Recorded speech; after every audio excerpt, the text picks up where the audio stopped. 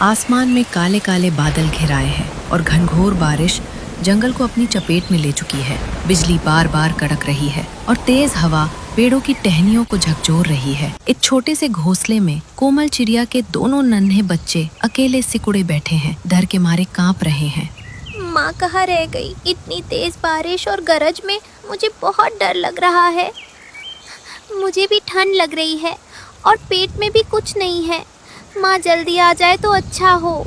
तभी दूर आसमान में एक भीगा हुआ पंछी नजर आता है जो पूरी ताकत लगाकर हवा और बारिश से जूझते हुए घोंसले की तरफ बढ़ रहा है। ये कोमल चिड़िया है जो बाहर से भीगकर थकी हारी अपने बच्चों के पास लौट रही है। कोमल किसी तरह उड़ते उड़ते अपने घोंसले तक पहुंचती है। पंख पूरी तरह भीग चुके हैं और शरीर थकान से जवाब दे रहा है। वो अभी बच्चों के पास बैठी ही थी कि तेज हवा का एक जोरदार झोंका पूरे पेड़ को हिला देता है। मेरे बच्चों, संभल कर बैठो, ये हवा तो बहुत खतरनाक लग रही। तभी टहनी जोर से चरमराती है और घोंसला डगमगाकर टूट जाता है। तिनके इधर उधर बिखर जाते हैं और कोमल किसी तरह अपने बच्चों को पंखों में समेटकर नीचे की एक टहनी पर जा गिरती है।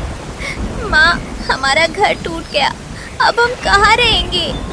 माँ, बहुत ठंड लग रही है और भूख से पेट भी दुख रहा है। मुझसे अब सहा नहीं जाता। मेरे लाल, रो मत, माँ है ना तुम्हारे साथ। मैं अभी किसी से मदद मांगकर तुम्हारे लिए एक सुरक्षित ठिकाना और कुछ खाने को जरूर लाऊंगी। बच्चों को टहनी की ओट में छिपाकर कोमल भीगते हुए कालू कौवे के पेड़ की तरफ उड़ती है, जिसका घोंसला मोटी मजबूत टहनियों से बना है और तेज हवा में भी टस से मस नहीं हो रहा। कालू भाई, मेरा घोंसला टूट गया है और मेरे बच्चे भूखे ठंडे बाहर बैठे हैं। क्या तुम एक रात के लिए हमें अपने घर में जगह दे सकते हो? अरे कोमल बहन, ये घोंसला मैंने बड़ी मेहनत से मजबूत बनाया है, बस अपने परिवार के लिए। इसमें और किसी के लिए जगह नहीं है। सिर्फ थोड़ी देर के लिए कालू भाई, मेरे मासूम बच्चे बाहर ठंड में कांप रहे हैं। माफ करना, इस बारिश में हर कोई अपना ही सोचता है, कहीं और जाकर देखो। टूटा हुआ दिल लेकर कोमल भारी मन से वहाँ से उड़ जाती है।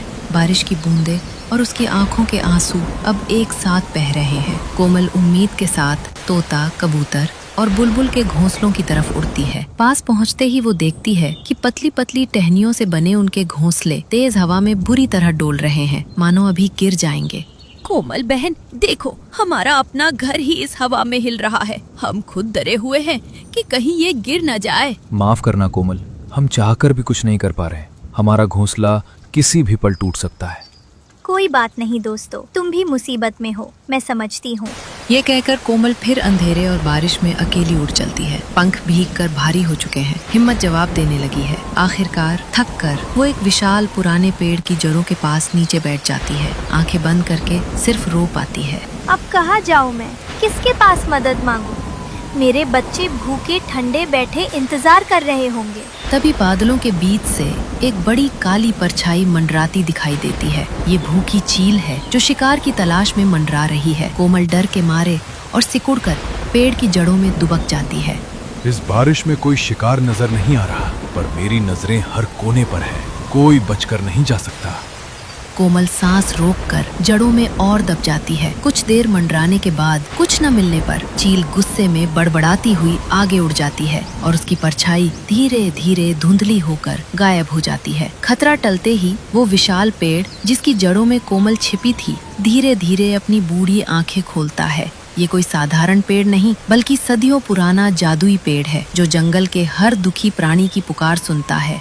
नन्ही कोमल, इतनी भीगी, थकी और उदास क्यों बैठी हो? अपना दुख मुझसे बेझिझक कह सकती हो।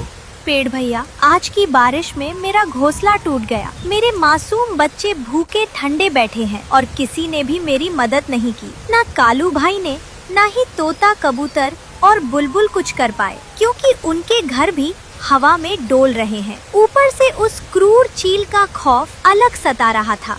घबराओ मत बेटी, तुमने अकेले इतनी मुसीबतें सही, फिर भी हार नहीं मानी। यही तुम्हारी असली ताकत है। लो, आज मैं अपनी जादुई शक्ति से तुम्हारे लिए ऐसा घर बनाऊंगा जो दुनिया की सबसे तेज आंधी में भी नहीं टूटेगा। ये कहते ही जादुई पेड़ की टहनियाँ हवा में गोल गोल घूमने लगती हैं और एक तेज सुनहरी रोशनी चारों तरफ फैल जाती है। पलक झपकते ही उस रोशनी से चमकते हुए सफेद गुलाबी मोतियों का एक सुंदर और मजबूत घर बनकर तैयार हो जाता है, जो चांदनी की तरह जगमगा रहा है। ये तो मोतियों का घर है पेड़ भैया। इतना सुंदर और चमकता हुआ घर तो मैंने कभी सपने में भी नहीं देखा था। ये मोतियों का घर सिर्फ देखने में सुंदर नहीं, बल्कि किसी भी तूफान, बारिश या खतरे से तुम्हारी और तुम्हारे बच्चों की हमेशा रक्षा करेगा। जाओ बेटी, अपने बच्चों को ले आओ। कोमल खुशी खुशी उड़कर अपने बच्चों को लेने जाती है और उन्हें साथ लेकर उस चमकते मोती के घर में वापस आती है। वाह माँ, ये घर तो मोतियों जैसा चमक रहा है। अब मुझे बिल्कुल डर नहीं लग रहा। माँ, तुमने हार नहीं मानी और हमारे लिए इतना सब कर दिया। तुम सच में सबसे अच्छी माँ हो। मेरे बच्चों, मुसीबत चाहे कितनी भी बड़ी क्यों ना हो, हिम्मत और सच्चा दिल रखने वाले की मदद कोई ना कोई जरूर करता है। आज हमें जादुई पेड़ ने बचाया। कुछ देर बाद बाहर फिर तेज हवा का एक जोरदार झोंका चलता है। दूर से चरमराने की आवाज आती है और तोता, कबूतर और बुलबुल के कमजोर घोंसले हवा के थपेड़ों से टूटकर बिखर जाते हैं। तीनों भीगते और घबराते हुए इधर उधर उड़ते हैं। तभी उन्हें दूर से मोती के घर की चमक दिखाई देती है। कोमल बहन, हमारा घोंसला भी इस आंधी में टूट गया। हम बहुत डरे हुए हैं। क्या हमें थोड़ी देर के लिए यहाँ जगह मिल सकती है? बाहर ठंड और बारिश दोनों बढ़ती जा रही हैं। हमारे पास अब कोई ठिकाना नहीं बचा। माफ करना कोमल, हम जानते हैं तुम पर पहले ही इतनी मुसीबत आई है, फिर भी हमें तुम्हारी याद आई। अरे माफी किस बात की? तुम मेरे सच्चे दोस्त हो। आओ अंदर आ जाओ। ये घर अब सिर्फ मेरा नहीं, हम सबका है। तीनों राहत की सांस लेते हुए मोती के चमकते घर में अंदर आ जाते हैं। कोमल उन्हें गर्म जगह पर बिठाती है और अपने बच्चों के पास कुछ ताजे दाने भी उनकी तरफ बढ़ा देती है। शुक्रिया कोमल बहन, तुमने आज सच में दिखा दिया कि दोस्ती किसे कहते हैं। हाँ, इतनी डरावनी रात में भी तुम्हारे इस घर में कितना अपनापन महसूस हो रहा है। अब ये बारिश भी उतनी डरावनी नहीं लग रही जब हम सब साथ हैं। वाह, अब तो हमारे घर में मेहमान भी आ गए। चाचा चाची, आप भी हमारे साथ बैठो। सब मिलकर हंसी खुशी बातें करने लगते हैं। बाहर बारिश गरजती रहती है, पर मोती के घर के अंदर हर तरफ गर्माहट और अपनापन फैला हुआ है। कुछ देर बाद तेज हवा का एक और झोंका जंगल से गुजरता है और इस बार कालू कौवे का मजबूत समझा जाने वाला घोंसला भी टूटकर गिर जाता है। कालू और उसकी पत्नी बिजली भीगते कांपते, डरे सहमे उसी मोती के घर की तरफ भागते हैं। कोमल बहन, हमारा घर भी टूट गया। क्या हमें भी यहाँ जगह मिल सकती है?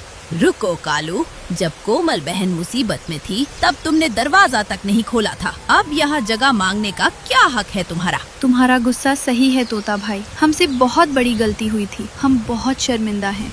कोमल बहन, हमें माफ कर दो। उस दिन स्वार्थ में हमने तुम्हारे यो मासूम बच्चों की मदद नहीं की। आज वही गलती हमें याद आकर तड़पा रही है। कोमल कुछ पल चुप रहकर कालू और बिजली की सहमी हुई आंखों में झांकती है, फिर धीरे से मुस्कुरा देती है। तोता भाई, गुस्सा जायज है, पर मुसीबत में किसी का दरवाजा बंद करना मुझे नहीं आता। कालू भाई, बिजली भाभी, अंदर आ जाओ। गलती हर किसी से हो जाती है। जरूरी ये है कि दिल से माफी मांगी जाए और तुमने वो कर दिखाया। शुक्रिया कोमल बहन, आज तुमने हमें सिखा दिया कि सच्चा दिल कैसा होता है। अब से हम भी वैसे ही पड़ोसी बनेंगे जैसे मुसीबत में तुमने हमें अपनाया। चलो कालू भाई, अंदर आ जाओ। कोमल बहन का दिल इतना बड़ा है कि उसमें हम सब के लिए जगह है। इस तरह मोती के उस चमकते घर में कोमल, उसके दोनों बच्चे तोता, कबूतर, बुलबुल और अब कालू व बिजली भी साथ बैठ जाते हैं। बाहर बारिश धीरे धीरे हल्की फुहार में बदल जाती है और अंदर सब मिलकर हंसी खुशी दाना खाते हैं। पुरानी शिकायतें भूलकर एक दूसरे को गले लगाते हैं। मोतियों की चमक और सबकी मुस्कुराहटें मिलकर घर को और भी जगमगा देती हैं। हाँ तो दोस्तों, कैसी लगी आपको ये बारिश? हिम्मत और अपनेपन की ये भावुक कहानी। इससे हमें यही सीख मिलती है कि मुसीबत चाहे कितनी भी बड़ी हो, अगर दिल में सच्चा प्रेम और माफ करने की भावना हो तो हर टूटा हुआ रिश्ता और हर अंधेरी रात भी मोतियों जैसी चमक उठती है।